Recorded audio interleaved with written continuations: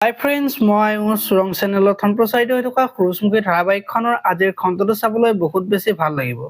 কিয়নো যোৱাটো খণ্ডত অংশুৰ অনুস্মিতাক পৰি যে অংশুৰ বিয়াৰ সময়ত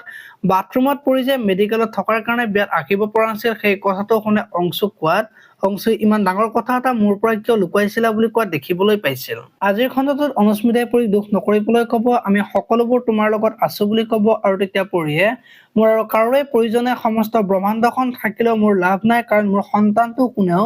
ঘূৰাই আনিব নোৱাৰে বুলি অনুস্মিতাক কব, আৰু তেতিয়া অনুস্মিতাই পৰীক বুজাই থকা দেখিবলৈ পাব। এইফালেকো অনুস্মিতাই ভাত বনাই থকাৰ সময়ত অনুস্মিতাৰ মাকে ফোন কৰিব, আৰু অনুস্মিতাই ভাত বনাই থকা বুলি অংশুই কব, আৰু তেতিয়া মাকৰ খং উঠিব, আৰু অংশুই অনুস্মিতাৰ আগত তুমি ভাত বনোৱা কথাটো গম পাই মায়ে বেয়া পাইছে, ভাবিছে চাগে মই জীয়েকক কাম কৰিবলৈ দিছো বুলি কব, আৰু তেতিয়া অনুস্মিতাই তুমি মন বেয়া নকৰিবা, কিছুমান কথা মাক নকবা, মই মাৰ ছোৱালীৰ লগতে এইখন ঘৰৰ বোৱাৰী বুলি কোৱা দেখিবলৈ পাব। আপোনালোকে সূৰুযমুখী ধাৰাবাহিকখন চাই কেনেকুৱা পাই কমেন্ট কৰি জনাব, আৰু যদি আপোনালোকে এতিয়ালৈকে চেনেলটো ছাবস্ক্ৰাইব কৰা নাই তেতিয়াহ'লে চেনেলটো ছাবস্ক্ৰাইব কৰি বেল আইকনটো প্ৰেছ কৰি দিব। ধন্যবাদ।